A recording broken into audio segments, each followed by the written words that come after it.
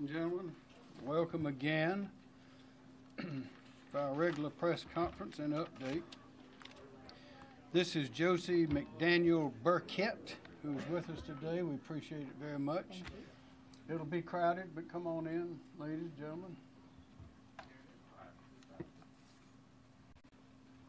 Where's the chaplain? I'd like to call on Chaplain and Captain John Denny to lead us in prayer. Yes, sir.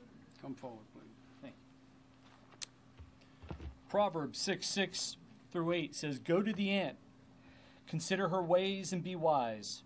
Without having any chief, officer, or ruler, she prepares her bread in summer and gathers her food in harvest."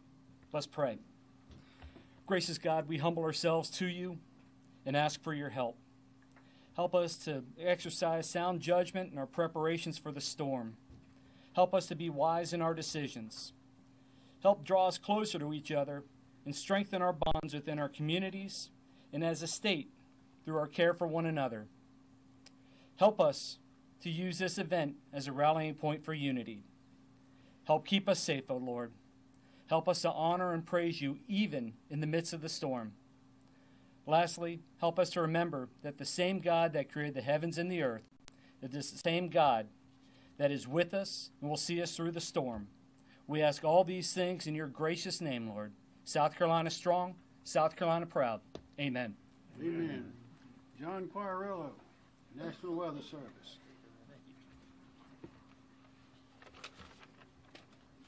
Thank you. Good afternoon. Well, there's some good news, and that's that Florence has weakened since yesterday and is now a Category 2 hurricane with winds of 105 miles an hour. However, don't think that just because it's weakened that the threat is over, and that's a really important fact here. It's still a large and dangerous hurricane. When you look at the size of the hurricane strength winds extend out to the west of the center 50 to 60 miles, and the tropical storm force winds extend west from the center 110 to 140 miles. So this is a very large hurricane. It's currently located about 175 miles east of Myrtle Beach. It is slowing down, now moving northwest about 10 miles an hour. We expect it to continue to slow down as it approaches the coast of southeast North Carolina today, making landfall likely somewhere in the Cape Fear-Wilmington area tonight into early Friday. Slight changes in the track and even in the intensity are still possible before landfall. It should weaken to a tropical storm while it slowly drifts into northeast South Carolina into Saturday. After that, it should slowly shift westward across South Carolina while weakening through Sunday night. Outer rain bands and tropical storm winds arrive across the Grand Strand late this afternoon and evening. There will be a prolonged period of damaging winds in this area, with tropical storm force winds expected for nearly 2 days and hurricane winds expected much of Friday and Friday evening. Elsewhere, damaging winds could spread inland across much of the state on Friday and persist through the weekend, resulting in downed trees and power outages. Tropical storm force wind gusts are expected into the Midlands and the Low Country. Significant rainfall of 15 to potentially over 20 inches is expected across the Grand Strand, 8 to 15 inches in the PD, and then 4 to 10 inches in the Charleston, Columbia areas, and even into parts of the upstate, with lesser amounts across to the south of there. The heavy rain potential will persist into Monday, and given these rainfall totals, flash flooding is likely. These rainfall amounts will also result in significant river flooding, especially in the PD Basin, through next week. Landslides could also occur in the South Carolina mountains. Storm surge is another concern, as values could reach as high as 4 to 6 feet above ground level in some locations north of the Santee River, and 2 to 4 feet above ground level in some locations from South Santee River to Edisto Beach. A threat of isolated tornadoes also exists as Florence shifts across the state. Please make sure not to underestimate this powerful hurricane, as much of the state will feel impacts of damaging winds and torrential rainfall for a couple of days, followed by potentially significant river flooding. Thank you, Governor. Thank you very much. And if you noted from those remarks and figures, that what that means is the hurricane portion of the hurricane wind portion of the storm is almost 90 or 100 miles wide, and altogether the tropical wind winds and the hurricane winds are almost just under 400 miles wide. And as he said, it's going to be moving at great velocity as it comes here, but also will be moving across the ground at a slow rate, which means all this rain is going to be here for about 2 days, starting at one side of the state and going to the other. Something else that you may not have heard before is that we may have landslides in the upstate as a result of this, and that's because I think it's about 7 inches of rain may be expected in the upstate. So this is still a very, very dangerous storm, not only on the coast, but also in the interior of the state. And the very unusual part is going to last for about 2 days. So that means that we're going to have to be patient, because as we leave our homes, and we've now had over 421 people that we've counted, 421,000 that have actually evacuated, and we expect more, but there will be still people will be on the roads, but we would say when it comes time for those winds to get to Myrtle Beach, that'll be the first place they'll arrive, will be sometime this evening. That is at least 39 or 40 miles an hour. It's time to get off of that road. And as the storm moves in Charleston tonight, you should not be on the road. And when it gets down to Beaufort sometime tomorrow, you should not be on the road. So if you're going to leave, and you should leave, if you have not left these evacuation zones, you should leave now, because time is running out. And remember this, once these winds start blowing at that tropical storm rate, it will be virtually impossible for the rescuers to get in to rescue you. So they will be leaving just like the others, because it'll be highly dangerous to be there. So if you have not left, if you are in a place of danger, if you're in these zones, now is the time to go, because that window of opportunity is closing on you very quickly. And if you stay in those zones, when the bridges may be overrun, there may be debris on bridges, there will be electrical lines will be down, possibly all over the state. There will be roads that will be closed because of trees across the roads. There'll be some of the roads will be washed out. It will be very difficult for people to get in to fix those things until the winds have gone, the rain has subsided, and even then it will take days to do it. And the first responders will be the first ones to go in. They'll have to be cutting trees and trying to put up the power lines. So for those people, whether you are in those areas or you are outside of those areas, you should plan to be patient, because you may not be leaving wherever you are for several days. It may take a week. It may take 2 or 3 days. We don't know. But we know that things will not be normal for many days. Highway 501 is now going in both directions as of noon today.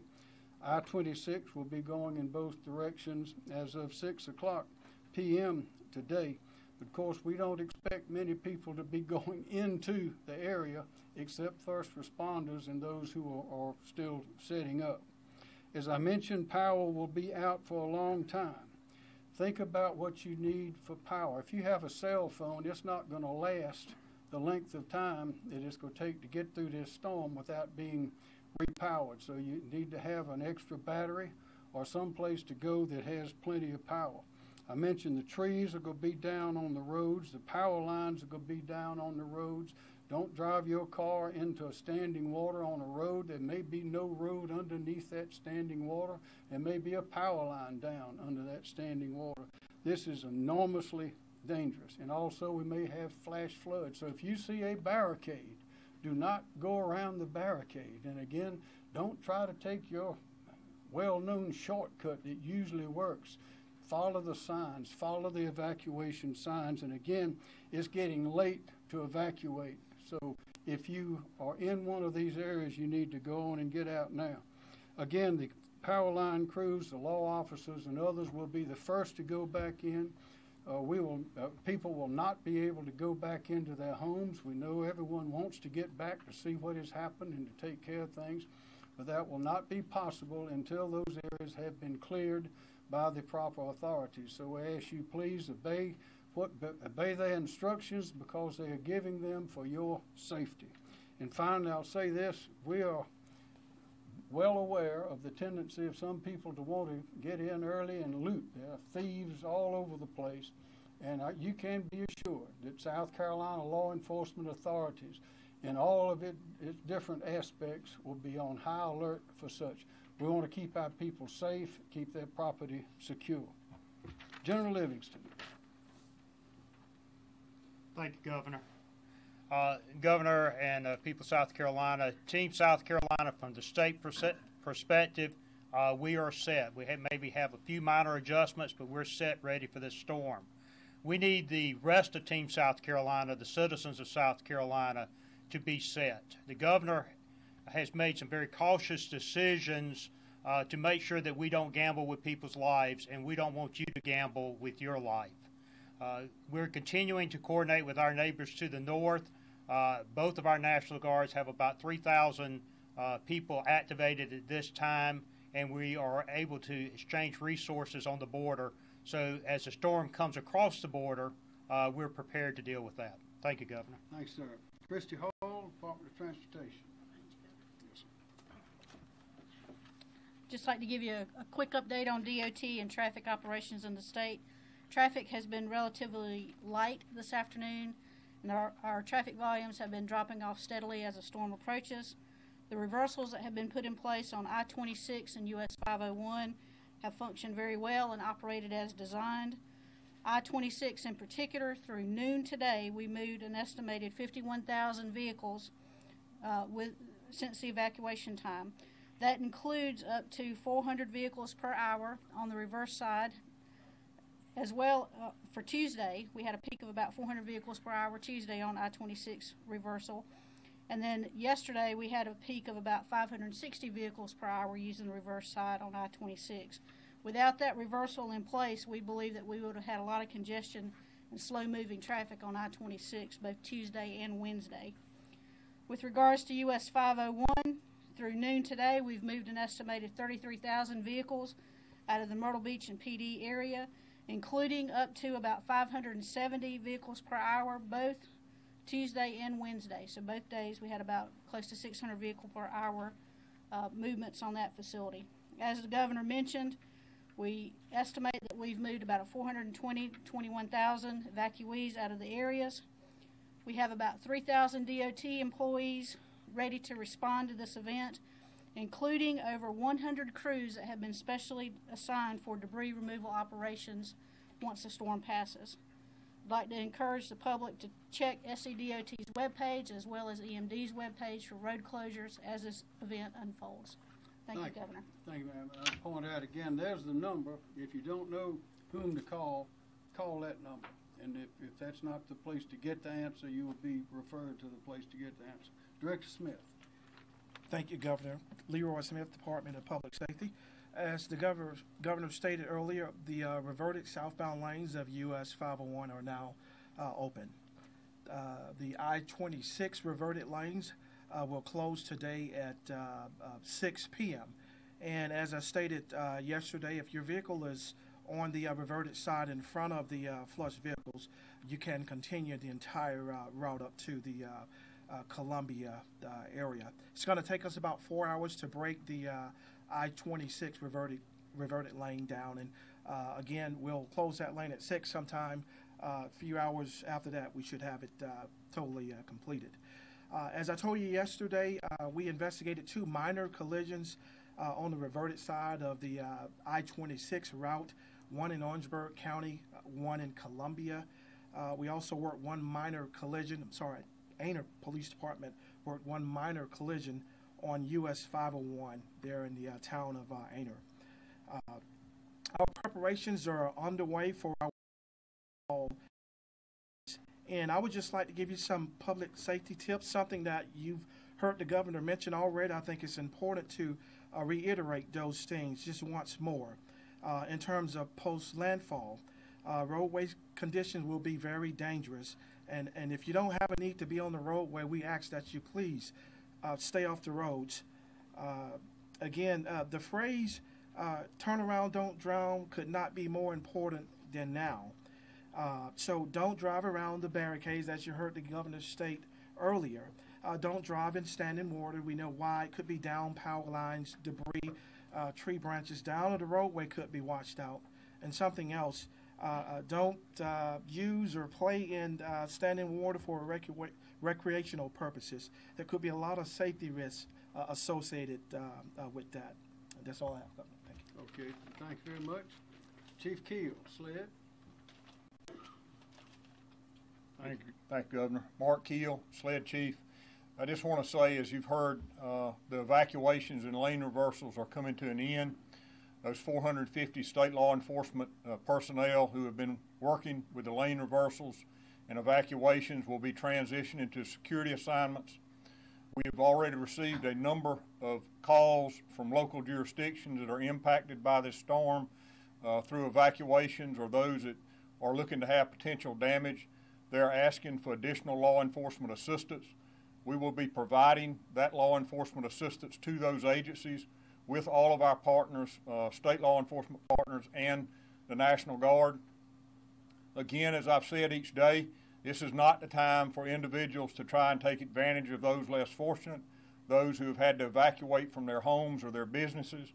Law enforcement will be out in force, and there will be a zero tolerance for criminal activity. Thank you. Thank you, Chief. DHEC, David Wilson. Thank you, sir. Sir, thank you, Governor. DHEC continues to perform pre-storm assessments of dams across the state, focusing on those areas where we're expecting the highest amounts of rainfall. So far, we have assessed over 240 dams. For those that we need to keep closer attention on during the storm, we're partnering with the National Guard to do so. Again, at this time, I would still suggest that if you have a dam or an impoundment before the weather gets bad this afternoon, if you can look at your primary spillway and emergency spillway and make sure they're clear and operational and free of debris. As it relates to our healthcare facility evacuations in the evacuation zone, most of those have been completed and the rest will be finishing up today. So far, we have successfully transported and evacuated over 2,200 patients. Thank you. Director Joan Meacham, Department of Social Services. Thank you, Governor. I'd like to give an update on our shelter situation. As of 2 p.m., we had 61 total shelters open across the state. 49 of these were general population shelters and 12 were special medical needs shelters. We have one general population shelter that is at full capacity, and that is Goose Creek High School in Berkeley County. We have one special medical needs shelter that is at capacity, and that's Carolina Medical Center in Florence, South Carolina. Currently, there are 4,358 clients in shelters across the state, 79 of which are special medical needs. Our current total sheltering capacity is at 35,602. We are at 12% of that capacity. That leaves us with 31,324 spaces in shelters across the state at this time. As a reminder, if you are going to a shelter, check your SCEMD website for the live number of which is open or at capacity. Remember to bring blankets, pillows, and your comfort items, medicines if you have a chronic condition like high blood pressure or diabetes, important identification documents, and any special food items if you have small children or if you are on a restricted diet. Of course, service animals are allowed in shelters, and if you have a pet and it is not a pet-friendly shelter, the staff will assist you in locating a placement for your pet. We have 4 pet-friendly shelters that are now open: Blenheim Elementary and Middle School in Marlborough County, Canes Bay High School in Berkeley County, DePose Middle School in Dorchester County, and Lake Marion High School in Orangeburg County. And that concludes this update. Thank you. Parks, Recreation, and Tourism, Dwayne Parrish. Thank you, Governor. For those evacuees who have not made arrangements for overnight accommodations, there are still rooms available throughout most of the state. If you have not made those arrangements, I would encourage you to go to a hotel's website, online travel agent sites, or short-term rental accommodation sites and check for availability. Thank you. Emily Farr, Labor Licensing and Regulation. you, sir. State Fire continues to coordinate and prepare for the flooding that we anticipate with this storm. We now have 4 FEMA urban search and rescue teams along with 1 FEMA incident support team that is now working with our South Carolina resources as well as those that came from Tennessee and Louisiana. So we now have about 750 search rescue personnel ready to respond. Some of these teams are stationed here in Columbia, and others are already in places closer to the coast and areas where we anticipate flooding, ready to respond as soon as the winds died down and it is safe to do so. Also wanted to let the public know that we do have important messages related to this storm on our agency website, llr.sc.gov. Again, that's llr.sc.gov. We have a link right on the home page to some of these important messages from everything from our OSHA division for employer and worker safety messages, messages from our licensing boards and the State Fire Marshal's office. Wanted to highlight one of those. After the storm, folks will be looking for property repairs. They want to make sure that when you do that, to look for a people or a business that you engage, make sure that they are properly licensed with our state. There's many insurance companies, agencies, and organizations that won't provide reimbursement assistance to property owners if you are using someone or a company that does not have a proper license in the state. You can find that important information along with how to look up licensees and who needs to be licensed at that website. We do also have an important message about how to remain fire safe during this storm. And so I'd like to ask our State Fire Marshal, Chief Jones, to come forward and give that information to the public. Chief Jones. Thank you.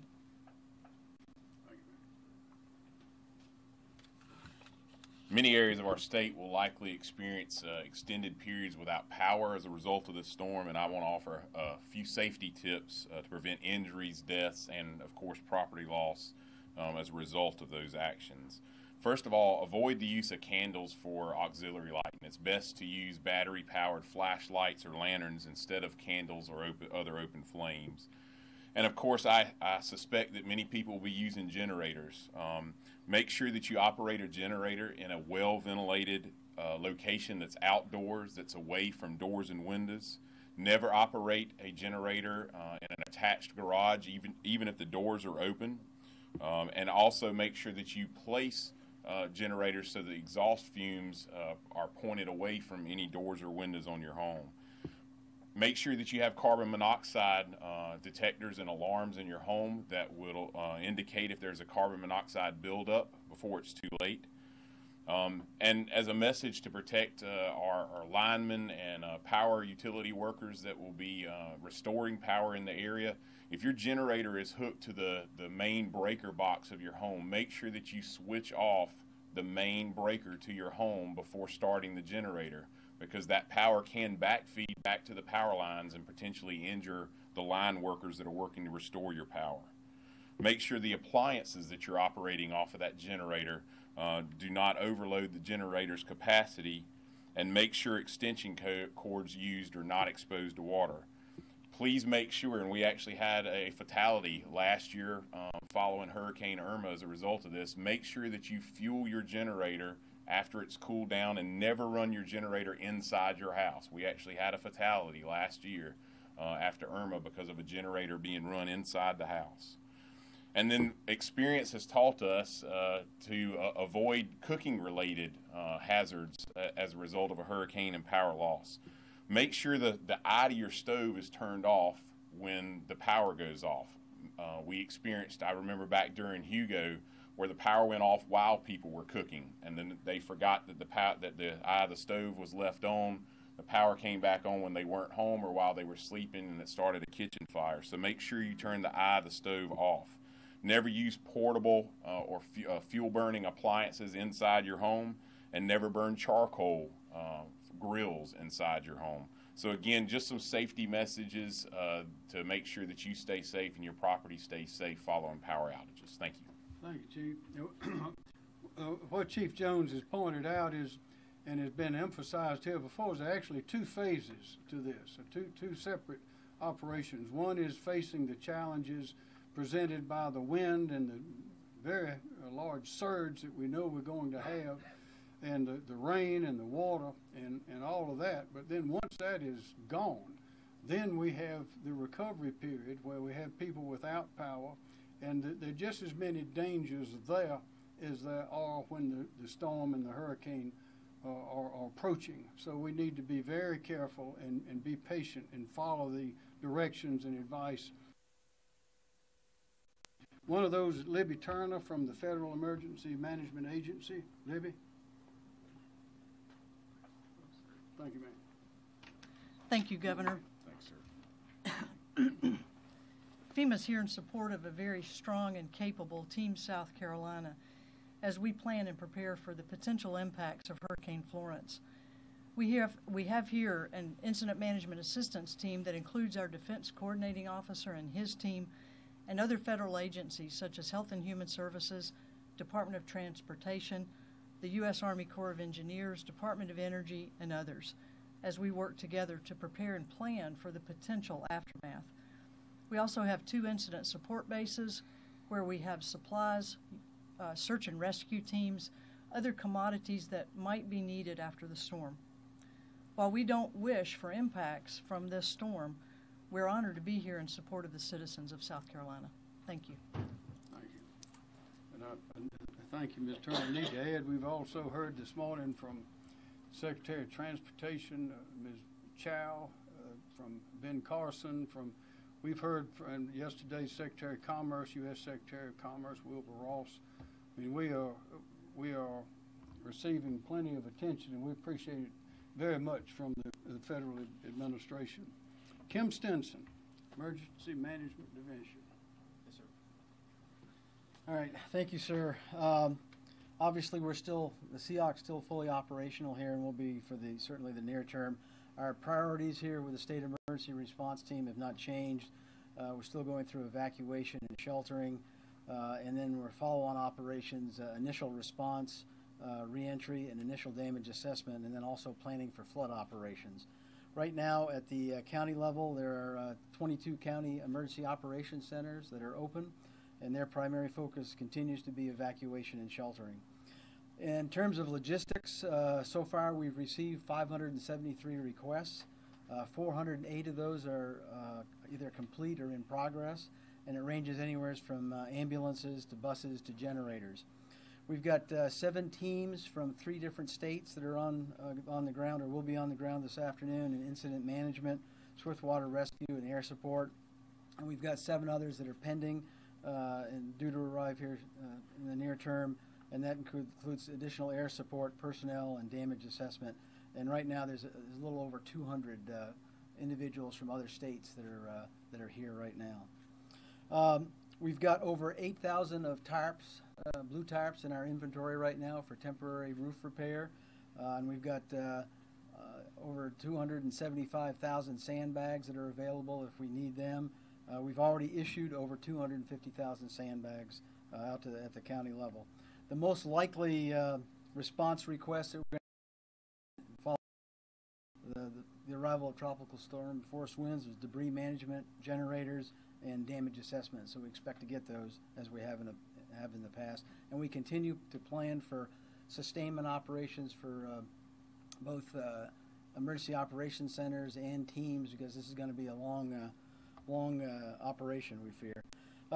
Governor already talked about the public information phone system, and that's at 1-866-246-0133, and that's operational. They've taken over 5,000 calls right now, primarily evacuation and sheltering questions.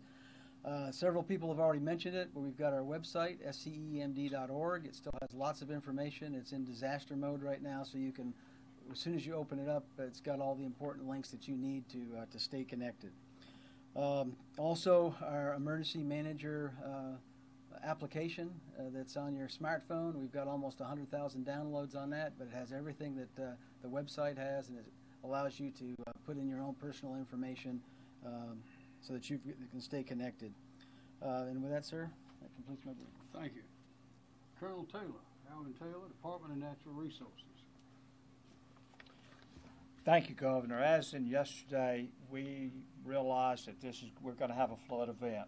We're forecasting statewide heavy rainfall, so we're in the process of preparing not only our DNR officers but our state partners to respond to these communities where we have flooding conditions.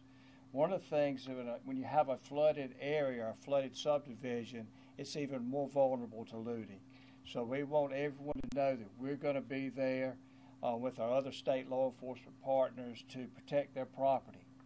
If you're going to go boating while in the waterways, please be safe, be careful, travel at a slow speed. Just like on our highways, there'll be much debris in our waterways as you're in a boat, so it can be very hazardous.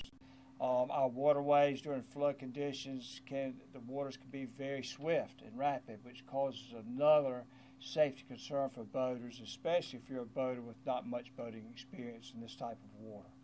And please don't go sightseeing. Once again, please don't go sightseeing. So many times when we have these flooded areas, boaters will put their boats in the water to go look. And that just causes all types of problems, especially for those homeowners that may have water in their home or almost in their homes by boat wakes that will put water in their homes and cause much more damage. We still anticipate our area of top priority to be the PD River Basin. Once again, the PD River Basin is our priority area for now, simply because they will be receiving water not only from South Carolina rainfall, but also North Carolina rainfall, all in that one river basin. We will continue to monitor other river basins. We are modeling now. We have some good ideas of areas that we need to be paying attention to, but once it starts raining, we'll have real-time modeling. We'll be able to be ahead of the flood waters and anticipate having all of our resources in place. So once again, be safe, be careful if you're on the water. Our waterways during flood conditions can be hazardous just like our roadways. Thank you, Governor. Thank you, Colonel. Director Jerry Adger, Probation, Parole, and Pardon. Thank you, Governor. Good afternoon. Anytime that you have a state of emergency in South Carolina like we have today, I just want you to know that all of the state law enforcement agencies, SLED, Department of Natural Resources, Department of Public Safety, as well as Probation, Parole, and Pardon Services, we come together and we work as one. You heard that the lane reverse will be completed today. That lead was by DPS. We worked with them on that. We will now transition to our post-storm role, and that means that we will take the lead from SLED to work as one to provide. Our mission is the same, and that's to provide, to protect, rather, all of the homes where there has been evacuation, as well as save as many lives as we possibly can. This is not our first time doing this. The law enforcement agencies here are very experienced at this, and we look forward to carrying out this mission. Thank you. Thank you. Colonel Kevin Suedo, Department of Motor Vehicles. Thank you, Governor. Department of Motor Vehicles' number one priority is to reestablish all the branch officers as soon as we can get safely back into them. For those that were not able to go ahead and safely open with power, we have two mobile capabilities. We use our CARES vehicle and our Shark vehicles to go ahead and augment those services. At an appropriate time, we will take those resources and get them out to the insurance claim sites so that we have capability to get citizens their driver's licenses, ID cards, and titles for appropriate claims. Shifting gears, though, it's an opportunity to talk about the South Carolina Disaster Recovery Office and where the state has a world-class response element. I want to talk to everybody about the requirement to get out there and recover. There are not abundant resources to get out there and recover each of the homes that are going to be impacted by this flood. And as a result, the priority will go through the South Carolina Disaster Recovery Office to the most vulnerable people in the state, primarily those individuals that are bottom third of poor, they are disabled, and they're age dependent. That means that if you are able-bodied, you are going to be responsible particularly for the initial recovery that comes from your home. That means being prepared for the recovery itself. That means going out and buying things like mops, gloves, and contractor trash bags so that you can go ahead and get rid of the trash and the water as fast as humanly possible, so that you can mitigate the impacts of things like mold and mildew that will take over a home if you're not careful. The last thing that we use is a lesson learned that I'll throw out this time. A lot of you are going to be exposed to a lot of time outside at this point in time, and it is mosquito season, and this is the time to go out pre-storm and buy the bug spray so that you're properly protected. They're going to be out there like they have been each of the prior storms, and we want you to go out and start buying that stuff so you can protect yourself now. Sir, subject to your questions. Thank you very much. And in that vein, we've also been in contact with Secretary Linda McMahon of the Small Business Administration, and they are ready to provide assistance in recovery as well. Director Nanette Edwards, Office of Regulatory Staff. Thank you, Governor. Well, as been stated several times earlier in this briefing and addressed by the Governor, we are anticipating that with the current projections of this storm, we could have extended power outages. The reason for that is the crews cannot go out and begin restoration efforts until it is safe to do so. And because we now understand that the winds can be 30 miles per hour and greater for a sustained period of time, the utility crews cannot go out until it is safe to do so. So, for example, if you were to lose power on Thursday, it could be several days before your power could be restored. And along those lines, if you choose to remain in place, please make sure that you are prepared for that extended power outage. Make sure that you have batteries. If you rely on a cell phone, make sure that you have your extra battery charged. Take those precautions. We urge you to do so. The Office of Regulatory Staff is also continuing to work with our fuel partners to make sure that there are adequate fuel supplies for any continued evacuation. Thank you. And we've also heard from Duke, SCE&G, and Santee Cooper, and they are making the same plans that everyone else is to address these problems and the fixing that will take place after the storm leaves. Yes, sir. Thank you. Any questions? Yes. Can I get maybe Colonel Taylor to address more specifics on concerns for river flooding, when and where? Yes, ma'am. Well, we know from past experience and from the models we are currently running that the highest area of vulnerability will be the PD basin. There's no question about that. They are positioned and projected to have the greatest amount of rainfall over the shortest period of time. We have many small rivers that feed into that basin, both the Little PD and Lumber River take water out of North Carolina, and it comes down and exits into the PD River. And we also have the Waccamaw River, which receives water from North Carolina as well, which at the end of that river, again, is the Great PD. So the Great PD takes a lot of water from a lot of different rivers along that basin. So we know that it is the most vulnerable. It is our top priority. We know we're going to have much rain in North Carolina, and we know we're going to have much rain along that PD area of our state, the highest projected area.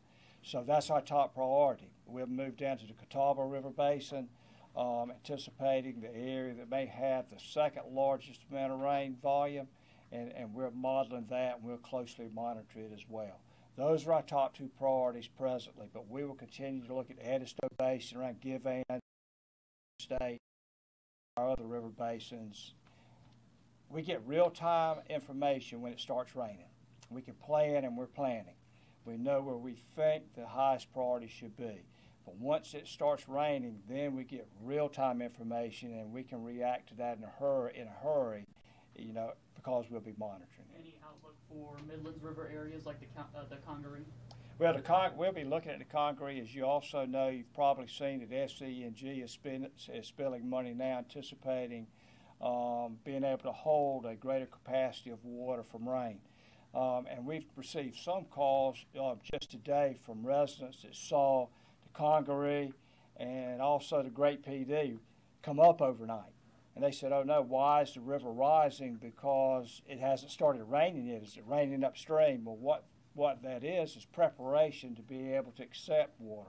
Our utilities, have learned from the past as well, and they spill water ahead of time, which may have caused a river downstream to go up temporarily, but that water will be flushed and the river will go back down, and then the whole system can take and adequately, as best possible, take care of that water that comes in from rain. So too early to tell what Midland areas will No, expect. we are prepared, we're looking, we're modeling, but at the end of the day, when it starts raining, much is going to depend on how much rain falls in one particular area. You know, most of these storms, rain falls in bands around these tropical storms, so one area may have 15 inches of rain, and 20 miles down the road you may have 5. So a lot's going to depend on how much rain falls where, and we'll be monitoring that on a regular basis to try to model and be prepared to react to what happens. But we do know it'll likely be raining for 2 days, which is longer than usual. Yes, sir, Governor. We know this is a rain event. I mean, we still have a storm that hasn't gotten here yet, but one thing we do know that this is going to be a rain event for South Carolina, a great rain event for South Carolina. So we're monitoring that now, making plans, have personnel in position, and whether you say you're fortunate or unfortunate, we've done this before. On one side, we're fortunate because we've had plenty of real-time training in response to responding to these type of events in the past. Unfortunate because it's a tragic event. But, how might this compare to the fire hose that came at us with Hurricane Joaquin back in 2015? Well, when Joaquin came at us in 2015, I would say that we weren't prepared. We were not prepared for the amount of rain that fell. Much of the rain prognosis at that time, we weren't looking at fell. And when Joaquin set up over us for a period of time and it rained, it rained. So I think now, although some situations may be similar, I think now we're more prepared to monitor, to react, to forecast than maybe we were during Joaquin. Governor, I want to. In addition, we have technologies now that we didn't have before. Wilbur Ross was explaining how Secretary of Commerce, we have drones in the air, have submarines or some sort of submarine drones out in the ocean now, bringing in data about this storm, and have a satellite technology that didn't exist just a few years ago. And Bob McMaster is here in the room with us, or was a few minutes ago, back when Hugo came in 1989. He and Governor Campbell were sitting at the State House trying to get as much information as they could. There wasn't that much available, and they made their main decision based on Jim Gandy at WCIV-TV, who was an excellent weatherman. Things have changed a lot. We can still predict a lot, but this particular storm is unpredictable. Things have already changed so many times, but we're as prepared now in this state with this team that we have, this team South Carolina, we're as prepared as anyone in the country, and probably more so for these kind of events. Governor, would anybody here be able to address that prison situation? Have any of them been evacuated in those evacuations? No, sir, they have not been. Nothing has changed since well, the same reasons as yesterday. If you look at the prison buildings in question, there's only one, I believe, that is in the evacuation zone, and that's McDougal, and it's right on the edge of the zone, almost on the line, and those buildings are sturdy and are as good a place, possibly better, to be in terms of that kind of safety from winds and rain. And we're working closely with Director Sterling and others to determine what the best thing is to do, and at this time, the best thing to do is to stay on campus as the safest place. Will they have enough security personnel if Yes. something does happen? They will, yes. When it Yes, comes sir. to the Red Cross shelters, we're getting word that a lot of the shelters don't have food, they don't have beds, they don't have water. Are there any efforts Yes, ma'am. to get those items to those shelters? Yes, the mass feeding has been activated, and food has been ordered, and it's currently going out as far as it can before the road shut down, and then it'll go to various distribution points. As far as the bedding, I know that they're in process of trying to get cots into the shelters. I know that local EMDs and the Red Cross are working. I don't know the numbers or the exact shelter locations where cots are at this time. So it's starts from Columbia and then kind of works out to where? The food distribution, Kim? It starts here and moves back. Right. There is a statewide plan that is being implemented and is being perfected as we go in conditions required. We've been on the phone this morning. There were discussions with Louise Welch of the Red Cross, and things are proceeding well. Yes, sir. There was another question. Was there another question, the Colonel? Governor, I was going to address on Department of Corrections question.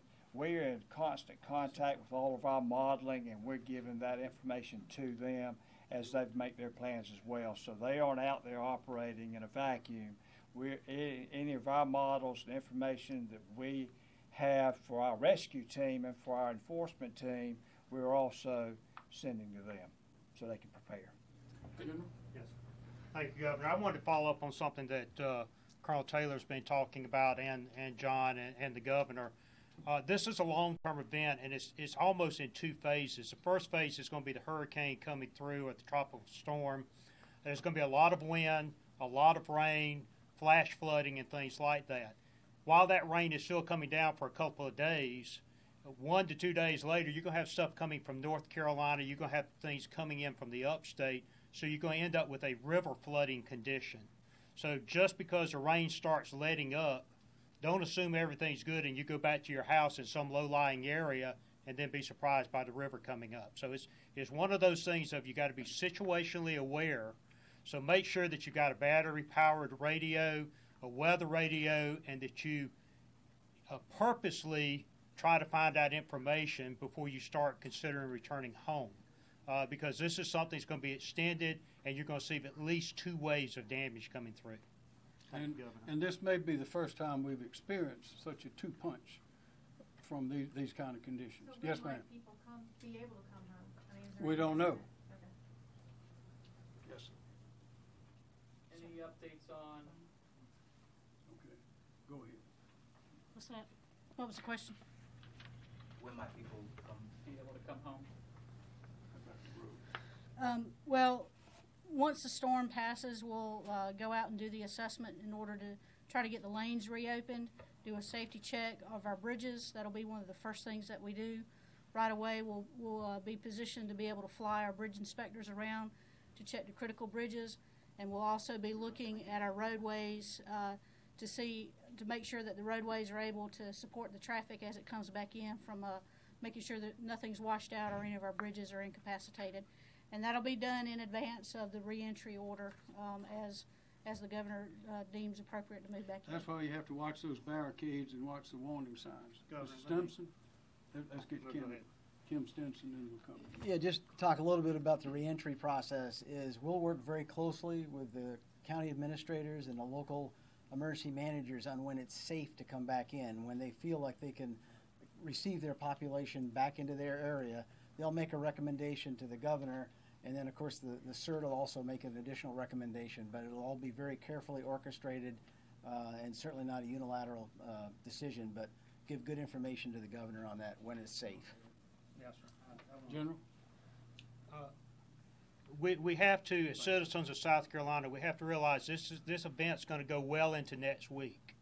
And we don't know how much the storm's going to slow down. We don't know exactly where the flooding is going to be because, as Director Taylor talked about, it's according to exactly where it rains rather than just generally where it rains.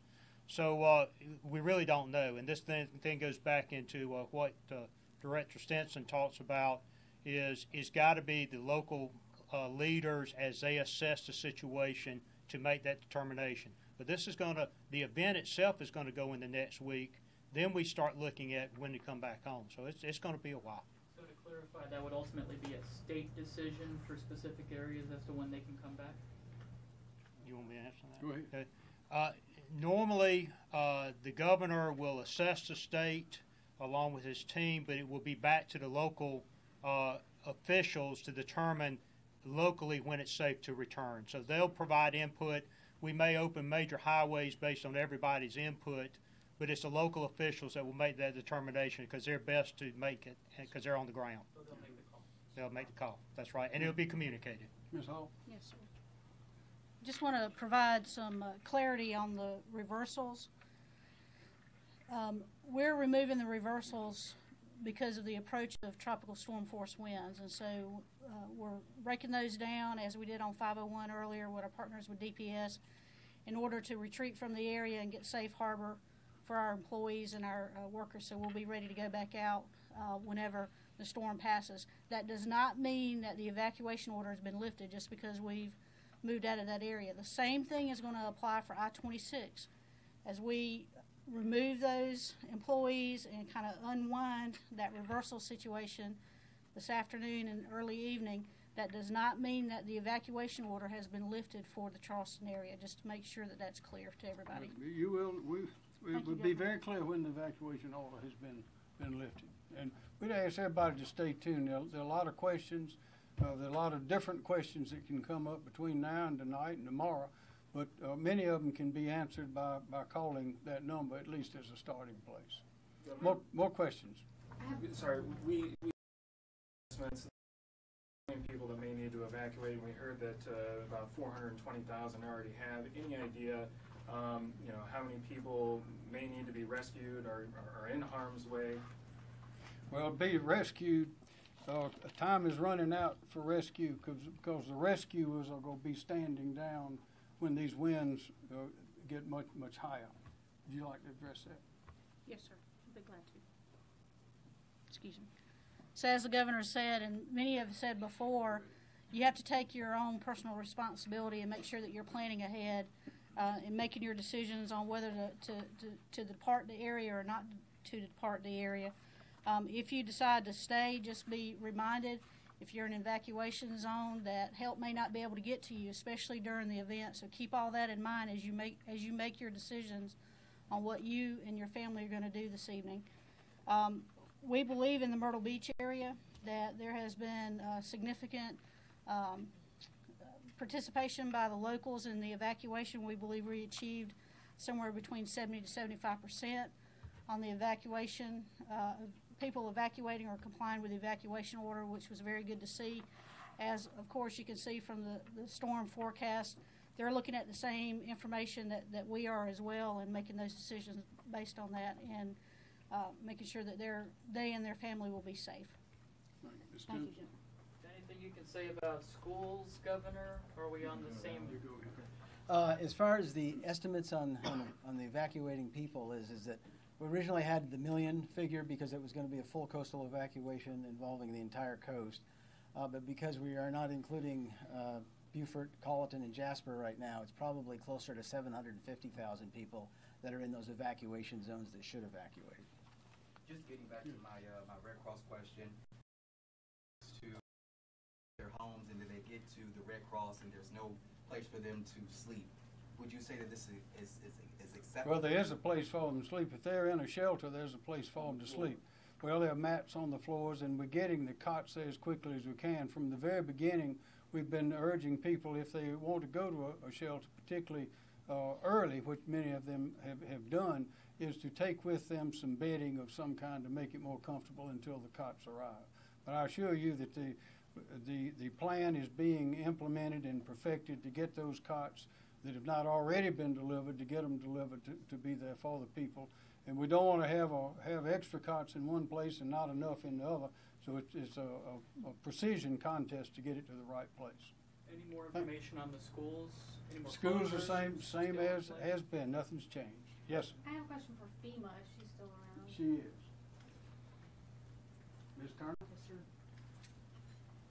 So the Navy says that they have 2 ships south of here ready for us if we need it. If FEMA specifically asks for the help, does there need to be a specific amount of destruction to occur for y'all to do that, or what's the likelihood? No, we don't base our assistance based on the amount of destruction. It's actually a kind of a reverse process of that. So whatever occurs, whatever the impacts are, that then create needs, we base our assistance on those needs. So if the locals and the state need assistance in meeting those needs, then they come to us and request it. We can look at contracting or within our own resources, other federal agencies, a lot of times voluntary organizations. They're first and last on the ground helping people. But if all of those assets are not available or not enough, then we can reach to our partners at the Department of Defense. And so these ships are standing by, ready to assist if needed for any of the states that may be impacted by the disaster. Governor, City of Columbia Canal, are you guys working to secure that, given what happened in 2015? Can you take me through that? That would be a question for the city and Mr. Benjamin, the mayor. I know there's $169 million, I think, that has not arrived yet to work on that canal, but it is being pursued vigorously, I assure you. And the lady reminded me of one other thing is let's don't forget the impact of volunteers. There are more volunteers helping with this effort than there are people in the various governments. We've got that includes the Red Cross and Harvest Hope and the Salvation Army, all these others. There are many, many volunteer organizations as well as individuals who are delivering food and bedding and those other things that are making this entire effort work. Yes, Sure, I can talk about that. Yes, sir. Yes, we've been in contact with city officials, and they're taking a look at the weather predictions and the flooding predictions, and they've got a plan if they have to further draw down the canal. They've already drawn it down some, but they can draw it down. They've got equipment and I guess riprap and that sort of thing that's available, and we're in contact with them if something happens, and that's certainly on everybody's radar. We've actually made coordination through the military. Step up. We've actually made coordination through the military side too. So, yes, that was one of the great concerns 5 days ago. As you can tell, this plan we have is comprehensive. Are there any more questions? Governor, the coast has been on guard for several days now. You obviously ordered the evacuation along the coast several days ago. But, there's been a tropical storm watch issued as far east as Sumter at this point. I think it's the first time the Columbia office has been issuing tropical storm watches from inland.